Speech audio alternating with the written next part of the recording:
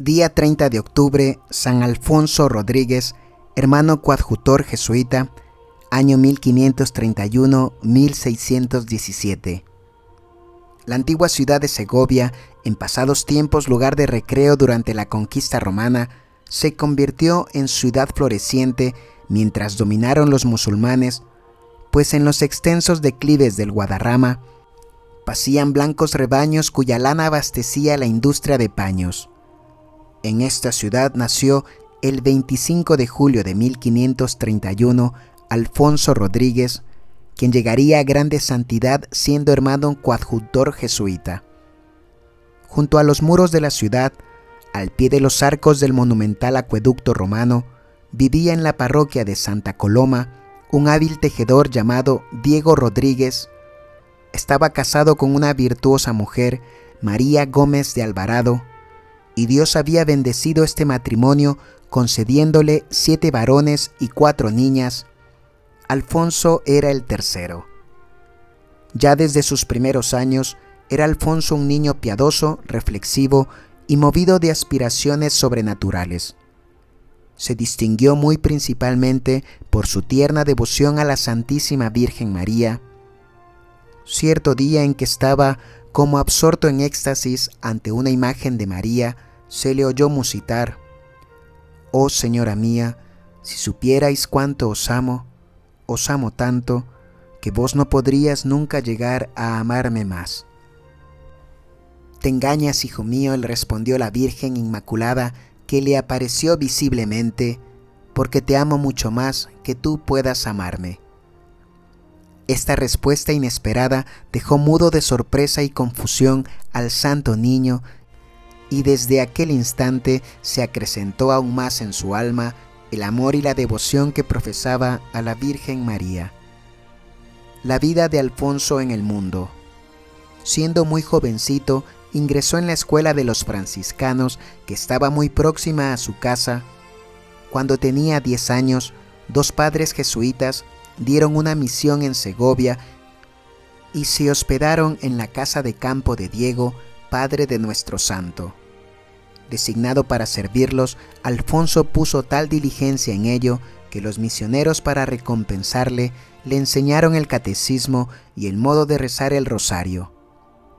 Este primer roce con la compañía de Jesús grabó en su corazón huella profunda que influiría más tarde en su decisión de abandonar el mundo. En 1543,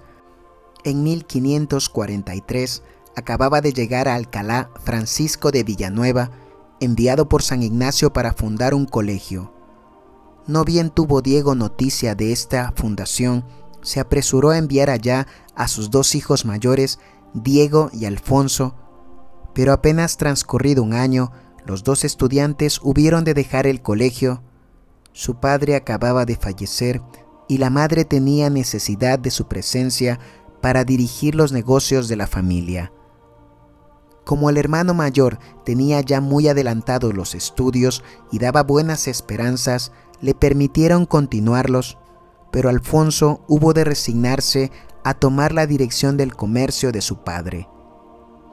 Las almas escogidas, atraídas por las cosas divinas, son a menudo inhábiles para los negocios humanos. Alfonso pronto vio que bajo su dirección se multiplicaban las dificultades y los trastornos. La educación de Diego, la división de las tierras después del fallecimiento del padre, las guerras en las que Carlos I empeñó por entonces a España, la prohibición de la exportación de tejidos, hicieron que el negocio familiar fuera de mal en peor. Por deferencia a los deseos de su madre y de sus parientes, y esperando que la dote de una mujer le ayudaría a equilibrar la fortuna de su casa, Alfonso contrajo matrimonio en 1557 con María Suárez, hija de un ganadero de buena fama en la villa vecina de Pedraza. Contaba a la sazón 26 años. El joven matrimonio se estableció en Segovia, en la calle de Mercado. 2 años más tarde se abría en Segovia un colegio de jesuitas, del cual el padre Luis Santander fue nombrado rector. La palabra ardiente de este predicador incansable y director consumado de almas atrajo hacia sí la simpatía y afecto de todas las familias cristianas de Segovia. Alfonso Rodríguez era uno de sus más asiduos oyentes y auxiliar de los más efectivos, según sus cortos recursos se lo permitían. Había escogido para vivienda una casa en la vecindad de la iglesia de San Justo y allí se instaló con su familia, que se componía de ambos esposos, 2 niños y una niña. Reiteradas pérdidas que Alfonso no pudo superar lo sumieron en tal peligro que su hermano mayor Diego tuvo que abandonar los estudios de Derecho y vino a asociarse con él. Las primeras pruebas. Dios, que tiene sobre Alfonso sus designios como los tiene sobre todas las almas, quiso formarle y purificarle en el crisol del sufrimiento y multiplicó las pruebas. La pequeña María, la hija que tanto amaba, le fue arrebatada repentinamente en el mismo momento en que su mujer caía enferma. Esta a su vez falleció tras larga y costosa enfermedad, poco después del nacimiento de su segundo hijo. El mayor, Gaspar, siguió de cerca en la muerte a su madre y a su hermana, y de este modo Alfonso quedó viudo a los 31 años, con un tierno hijo que educar. Creyendo que estas sucesivas desgracias eran enviadas por Dios como castigo de sus pecados, se llenó de ansiedad acerca de la salvación de su alma. El horror al pecado mortal se hizo en él tan obsesionante que pidió generosamente a Dios el favor de sufrir en esta vida todos los tormentos del infierno antes que caer en un solo pecado. Después de haber formulado este heroico anhelo, se ofreció a Dios con una primera consagración total. Habiendo hecho confesión general, se obligó a ayunar los viernes y los sábados, empezó a darse disciplinas y a llevar cilicio, y se entregó a prolongada meditación. 1 año después de la muerte de su mujer, Alfonso perdió a su madre. El último de sus hijos, Alfonso, no tardó en volar a unírsele en el cielo. Preceptor, ensayo de vida eremítica. Roto así todo lazo de afecto humano, le vino el pensamiento de la vida religiosa. Por haber sido trasladado el padre Santander de Segovia a Valencia, fue el padre Martínez quien le dirigió en el camino del espíritu. Al espanto de los escrúpulos sobre la indignidad de su alma, se siguió la suavidad de un generoso y confiado amor a Dios. A pesar de todos sus propósitos, 6 años habían transcurrido desde que en realidad abandonara el mundo y el negocio de su vocación seguía sin resolverse. Tras muchas vacilaciones fundadas en su humildad, se animó y solicitó su admisión en la Compañía de Jesús. La edad de 38 años y su escasa instrucción eran impedimento para ser admitido como escolar, es decir, como religioso que se prepara para el sacerdocio. Su salud, muy quebrantada por las austeridades excesivas a que se entregaba, fue también un obstáculo a su admisión como hermano coadjutor. A pesar del informe favorable del padre Martínez, este, ante la negativa, dio al postulante el consejo de ir a Valencia a entrevistarse con el padre Santander. Sin vacilar, Alfonso entregó a sus 2 hermanos todo lo que poseía y tomó el camino de Valencia, a donde llegó a fines de 1568. Se vio obligado durante el largo trayecto a pedir humildemente hospedaje en diferentes casas religiosas, pues sus recursos se agotaron pronto. Para darse tiempo de dirigirle de nuevo y tomar sobre el asunto una determinación, el padre Santander le colocó como portero en casa de un comerciante llamado Fernando Chemillos. Mientras tanto, Alfonso, a pesar de sus 39 años, estudiaba los primeros rudimentos del latín. Pasado algún tiempo, el postulante entró en casa del marqués de Terranova para encargarse del cuidado de su hijo Luis de Mendoza. Por consejo de su confesor, Alfonso resolvió reiterar su solicitud de admisión en la compañía de Jesús. Si no como escolar, al menos como hermano coadjutor.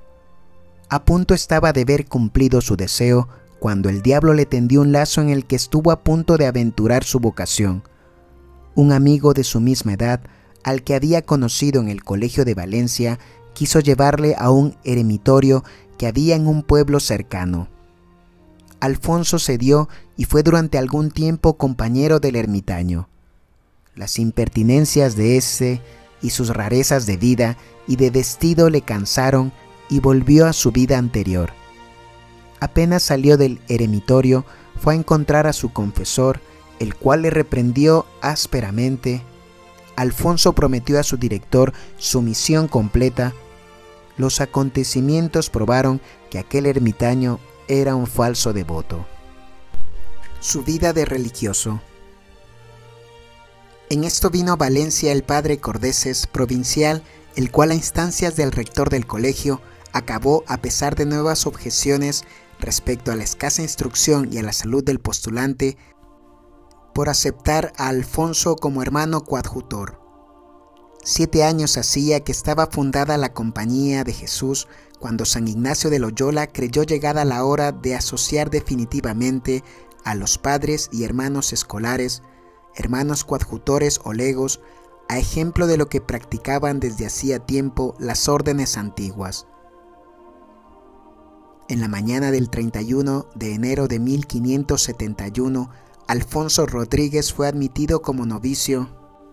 Acertadamente juzgaron que los años de penitencia y de retiro voluntario que había pasado en medio del mundo suplían el postulantado. La casa del noviciado, que provisionalmente se estableció en Valencia y después en Gandía, cerca del Santo Duque Francisco de Borja, se fijó más tarde en Zaragoza, pero el hermano Alfonso no fue enviado a ella, sino que siguió en Valencia, habiendo sus superiores disminuido las penitencias exageradas que se había impuesto, con riesgo para su salud. Se entregó con verdadero gozo y gran diligencia a los trabajos más pesados y humildes, abandonó su alma enteramente a la intimidad de Jesús y particularmente de Jesús doliente. La mejor prueba de los progresos del hermano Alfonso en la vida espiritual es que tras 6 meses de noviciado le enviaron los superiores a Mallorca, a la casa de Montesión, en donde iba a establecerse un colegio. Allí, cuando el buen hermano terminaba sus rezos y devociones, ayudaba a los albañiles en la construcción de la capilla o acompañaba a algún padre en las obras de apostolado de la ciudad o de las cercanías. A fines de enero de 1573, los 2 años de noviciado tocaban a término, pero no hizo los votos hasta el 5 de abril.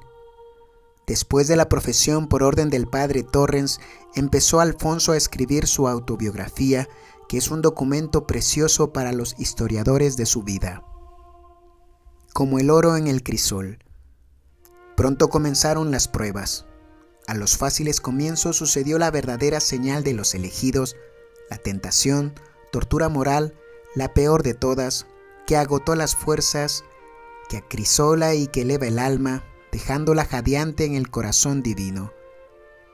Las alegrías y satisfacciones que Alfonso había tenido en el matrimonio le seguían con recuerdo obsesionante y de acuciadora tenacidad. Las inclinaciones más molestas de la naturaleza que él creía adormecidas y domadas por la penitencia se despertaron implacables e imperiosas en el mediodía de sus años y le causaron una turbación continua. En la tormenta, Alfonso se refugió junto a Jesús y María. Los demonios, para vengarse de su derrota, le maltrataron con rabia infernal 2 veces, refiere su biógrafo, y le precipitaron de lo alto de la escalera. Otra prueba, no menos espantosa pero también señal de predestinación, es la sequedad espiritual que experimentan los dados a la oración. De ella no se vio libre el hermano Alfonso, supo de sus tormentos, pero la obediencia a sus directores le alcanzó la victoria. Esas luchas morales, muy agotadoras, habían alterado su salud, por lo que fue nombrado portero del colegio de Montesión. cargo que habría de desempeñar durante más de 30 años. En este empleo delicado y absorbente no dio nunca señal de la menor impaciencia, por mucho que se le importunase. El secreto de su paciencia estriba en la fidelidad con que respondía en todo a los llamamientos divinos. El sonido de la campana, la llamada de un visitante, eran para él la voz de Dios. La oscuridad de su empleo no era obstáculo para que ejercitase su ingenioso celo por la santificación de las almas de sus prójimos. Procuraba, por ejemplo, que los alumnos del colegio se inscribiesen en la congregación recientemente fundada, catequizaba a los pobres y vagabundos que acudían en demanda de limosna material y hablaba de Dios y de la otra vida a cuantos allí se dirigían por diversos menesteres. A las torturas morales de que hemos hablado se sumaron los dolores físicos. Dolores de estómago, de espalda y pecho le ahogaban, y en su lengua y otros miembros aparecieron forúnculos abrasadores que durante 14 años debían sumirle en una especie de purgatorio anticipado. En marzo de 1585, el padre Alfonso Román fue como visitador a Montesión y en sus manos pronunció a Alfonso los últimos votos. Este acto fue para él ocasión de afianzarse más en el espíritu de renunciamiento y de confianza ilimitados en la bondad divina. En 1591 el hermano Rodríguez cumplió los 60 años. Su salud, minada por continuas austeridades, empezó a declinar. Recibió orden de dormir en adelante en cama, pues hasta entonces lo había hecho durante algunas horas en una mesa o silla. Como en otro tiempo se interesó por la cofradía de estudiantes, así trabajó ahora, sin miramiento a sus fuerzas, por la de caballeros establecida en Mallorca en 1596. Los superiores decidieron relevarle de sus funciones de portero para emplearle en ligeros trabajos del interior de la casa. No pudiendo ya ayudar a misa en la iglesia pública, lo hacía aún en la capilla privada y empleaba además una parte de la mañana oyendo las misas tardías celebradas por padres achacosos o por sacerdotes visitantes. El padre Álvarez le mandó que prosiguiera escribiendo su memorial y relatara todo lo que pudiera recordar de su vida interior en el pasado. Muy a pesar suyo, obedeció a Alfonso y a partir de mayo de 1604 comenzó a redactar las primeras notas. Alfonso Rodríguez y San Pedro Claver. Un año después de haber recibido esta orden, llegó a Montesión un joven religioso catalán cuyo nombre quedará en adelante inseparablemente unido al del santo hermano Rodríguez. Era San Pedro Claver, que acababa de terminar los estudios de teología moral. Habiendo oído hablar de las virtudes del antiguo portero del colegio, le pidió una entrevista y le suplicó fuera su guía espiritual. Por inspiración divina, instó Alfonso a Pedro Claver que pidiera ir a las misiones de América.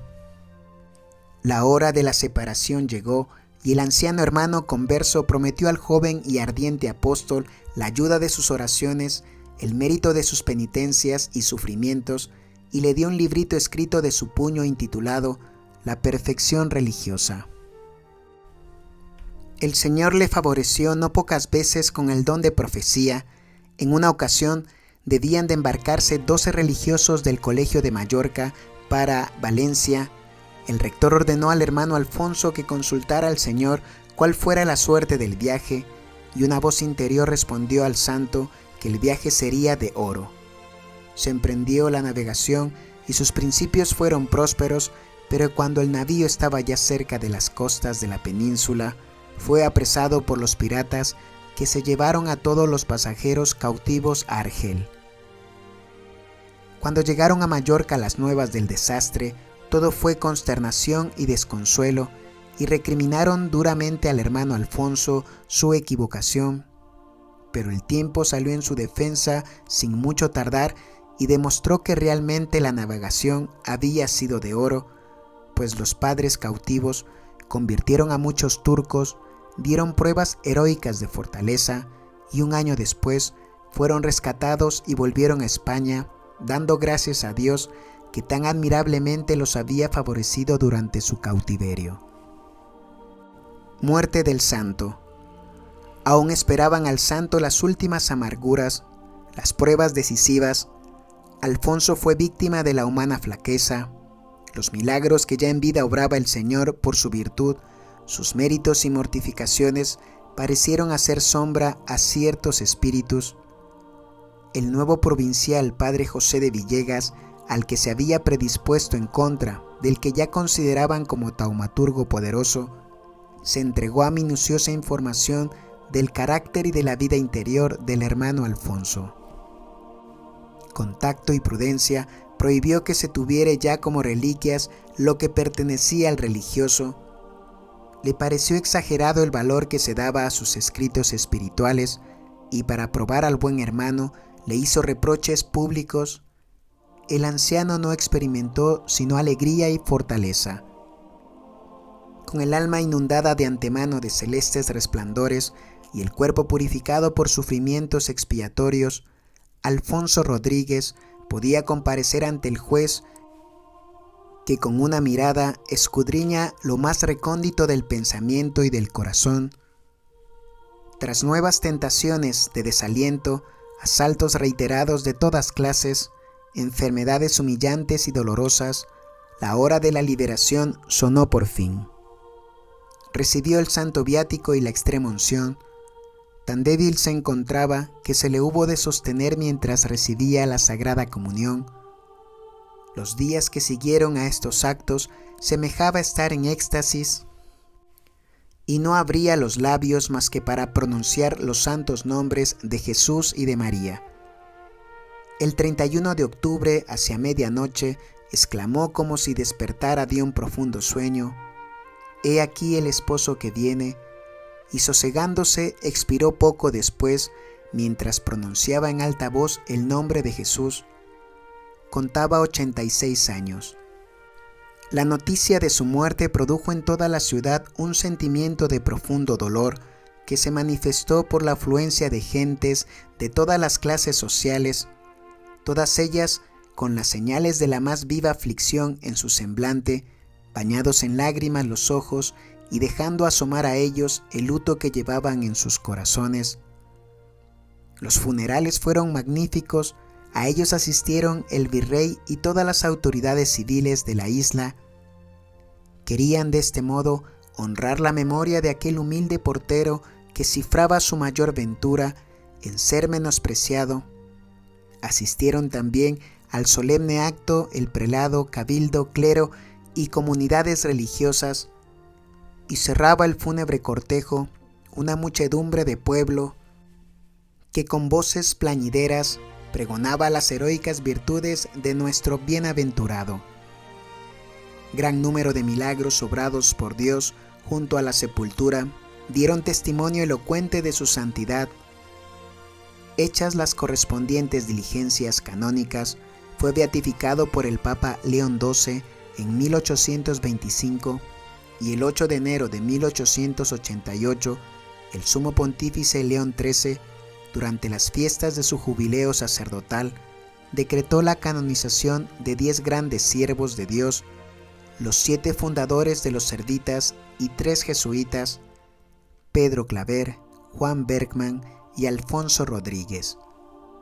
La fiesta de San Alfonso se fijó en el día 30 de octubre.